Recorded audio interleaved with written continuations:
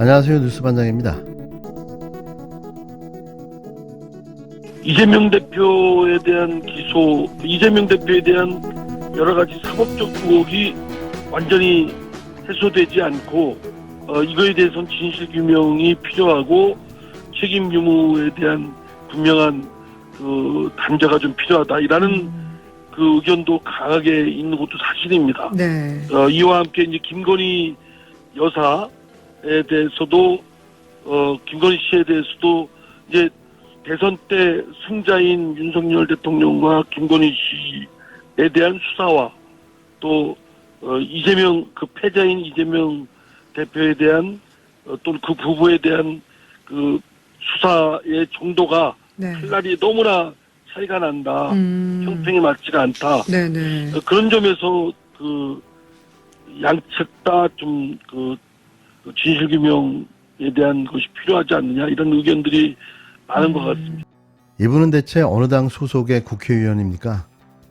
전지적 작가 시점이자 관찰자 시점 또는 정치 평론가적 시점으로 기계적 중립을 유지하며 지금의 상황을 아무렇지도 않게 이야기하는 바로 이 사람, 더불어민주당 이상민 의원인데요. 기가 막힙니다. 그 추석 전에 당 차원에서 발의한 김건희 특검법, 이거 이제 현실화될 가능성에 대해서는 어떻게 보세요? 지금 뭐 여러 여건을 보면은 그 실현은 그 현실적이지가 않다는 생각입니다. 네. 우선 키를 쥐고 있는 법사위원장이 이제 국민의힘 소속 의원이기 때문에 네. 이것이 법사위를 통과되기가 어렵고 또 법사위를 통과되는 방편으로 패스트트랙이 생각해 볼 수가 있는데 네. 또 알려진 대로 그 시대전환의 조정훈 의원이 특검법에 대해서 부정적으로 보고 있기 때문에 그 협조를 받을 수가 없다면 한다면 예. 사실은 법사위 통과나 패스트트랙을 통한 그 법 제정이 쉽지가 않고 뭐 그렇다면 현실적이지가 않은 것이죠. 예. 여러 여건상. 이상민 더불어민주당 의원이 당이 발의한 김건희 특검법을 가리켜 현실적이지 않다고 지적했습니다. 이 의원은 14일 오전 불교방송 BBS 라디오 전영신의 아침저널과의 인터뷰에서 법사위원장이 국힘당 소속 의원이기 때문에 법사위 통과가 어렵다며 이같이 말했는데요. 또 법사위 통과 방편으로 패스트트랙을 생각해 볼 수 있는데 시대전환 대표인 조정훈 의원이 특검법을 부정적으로 보고 있기 때문에 협조를 받을 수 없다고 설명했습니다. 다만 그는 김건희 씨에 대한 특검을 추진하자는 여론을 당이 의식하지 않을 수 없다는 점을 강조했는데요.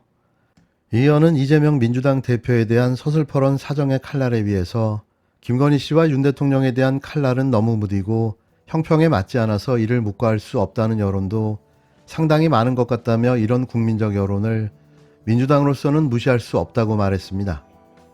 김 씨가 허위학력 기재와 관련해 과거 대국민 사과를 했다는 국힘당 주장에 대해서는 사과한다고 잘못한 것이 없어지는 것이 아니다.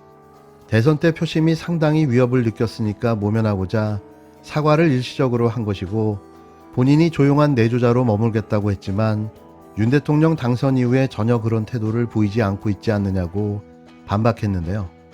또 김건희 씨의 도이치모터스 주가 조작 의혹에 대해서도 1차 수사가 있었다고 하더라도 제대로 진상이 밝혀지지 않았다면 나중에 추후 증거가 나온다든지 유력한 자료가 나온다면 재수사를 할 수 있는 것이 아니냐며 김 씨가 주가 조작에 직접적으로 관여하는 여러 녹취록도 공개됐다고 지적했습니다. 한편 민주당 당론으로 발의된 김건희 특검법은 민주당이 패스트트랙, 즉 신속 처리 안건으로 지정하려면 국회 법제사법위원회 제적위원 18명 중 5분의 3인 11명 이상이 찬성해야 하는데요. 현재 법사위 소속 민주당 의원은 10명이어서 시대전환 조정훈 의원의 표가 캐스팅 보트가 되는 셈입니다. 조 의원은 그간 인터뷰에서 김건희 특검법과 관련해 부정적 입장을 드러낸 바가 있는데요. 그는 특검법을 민주당의 정치쇼라고 규정하면서 특검이 도입되면 진짜 정치는 실종되는 상황이 될 것이라며 반기를 들고 나섰습니다. 그는 또 민주당을 향해서는 제일 쪼잔한 게 부인에 대한 정치라고 강변하기도 했는데요. 말도 안 되는 괴 논리를 펴며 한사코 김건희 특검을 안 된다고 반대를 위한 반대를 하고 있는 겁니다. 진짜 그 이유가 궁금한데요. 강덕구 민주당 의원은 조국 전 장관의 아내를 무차별 공격할 때는 도대체 무엇을 했느냐고 맞받았습니다. 강 의원은 13일 페이스북을 통해 저는 특검을 반대하는 의원님의 정치적 의사보다 그 반대 논리를 수긍할 수 없다고 밝히며 이같이 직격했는데요. 그는 의원님께서 김건희 특검이 민생에 얼마나 도움이 될지 모르겠다며 반대했다. 그렇다면 의원님께서 생각하는 민생이란 무엇인지 묻지 않을 수 없다며 지금까지 국민 여론을 왜곡하고 호도하기 위해 많은 위정자들이 민생과 법치를 앞세워왔다. 그런 정치적 수사를 조 의원께서 사용하고 계신 건 아니냐고 지적했습니다. 이에 조정훈 의원님 말씀에 따라 법은 모든 국민에게 공명정대하게 적용되어야 한다. 그러나 현재 많은 국민은 김건희 씨에 대한 경찰의 수사가 불공정하다고 판단한다며 의원님께서 주장하는 공명정대한 법의 적용은 누구를 위한 것이냐고 따져 물었는데요. 강 의원은 특히 지금 범죄비리 의혹 당사자인 김건희 씨는 자연인 윤석열의 아내가 아니다. 대한민국의 영부인이자 권력의 핵심이라고 강조하며 권력의 핵심에 대한 범죄 의혹을 남의 부인을 공격하는 좀스러운 일로 규정해 본질을 흐리는 일은 정직한 정치가 아니라고 비판했습니다. 그러면서 설령 의원님의 말씀대로 남의 부인을 공격하는 일이 좀스러운 일이라면 윤석열 검찰이 조국 전 장관의 아내를 무차별하게 공격할 때 조정훈 의원님께서는 대체 어디서 무엇을 하셨냐고 꼬집었는데요.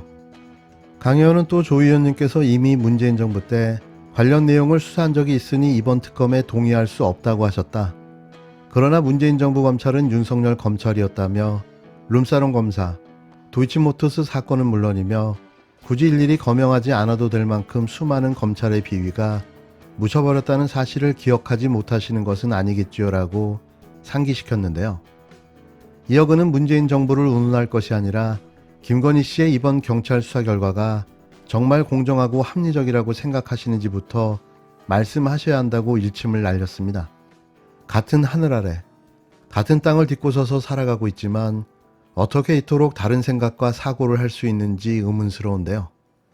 왜 불변해야 할 가치인 정의와 공정이 이들 앞에서는 매번 달라지는 걸까요? 참 부끄럽습니다. 제가 네이버 사전에서 뇌물이란 단어를 한번 검색해 봤습니다. 뇌물이란 어떤 직위에 있는 사람을 매수하여 사사로운 일에 이용하기 위하여 넌지시 건네는 돈이나 물건이라고 되어 있습니다.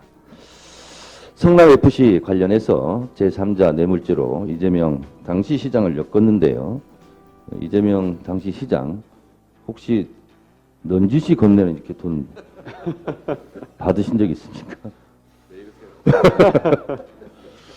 예, 본인이 직접 넌지시 받지 않았다는 것이 확실하니까 결국은 제3자 뇌물죄를 엮어서 송치한다고 그럽니다. 이것은 1년 전에 이미 무혐의 불송치 결론이 난 사건이었는데 윤석열 정권에서는 있는 죄도 없는 죄가 되고 없는 죄도 있는 죄가 되는 그런 정권인 것 같습니다. 제3자 뇌물죄가 되려면 혜택을 받은 그런 성남FC가 이재명 개인의 소유주이거나 아니면 혜택을 받은 분들이 이재명 시장의 가족이나 친지가 돼야 될 텐데 그러한 혐의점은 없어 보입니다. 예전에 제3자 뇌물죄는 박근혜 대통령 탄핵 시절에 있었던 경제공동체의 개념이 돼야 되는데 아무리 찾아봐도 이재명 당시 시장과 경제공동체라는 부분은 찾기가 좀 어려운 것 같습니다. 무리한 정치 탄압 수사가 아닐까 그렇게 생각을 합니다. 윤석열 대통령께서 영국 엘리자베스 여왕 장례식에 참석한다고 합니다. 잘한 일입니다. 잘 다녀오시기 바랍니다. 근데 며칠간 여유가 있으니까 외교적 프로토콜을 잘 숙지하고 공부하시기 바랍니다. 국민들은 물가에 애놓은 것처럼 혹시 사고치지 않을까, 김건희 여사는 혹시 또 구설수에 오르지 않을까 많은 걱정을 갖고 있습니다. 엘리자베스 여왕 오타가 나서 또 국제적 망신을 한번 당한 적이 있는데 전용기도 없고 그리고 또 수행원도 극히 제한적이고 아마 없다시피 한다고 그러는데 하여튼 국제적으로 그런 국제적 글로벌 에티켓을 잘 지키면서 잘 다녀오시기 바랍니다.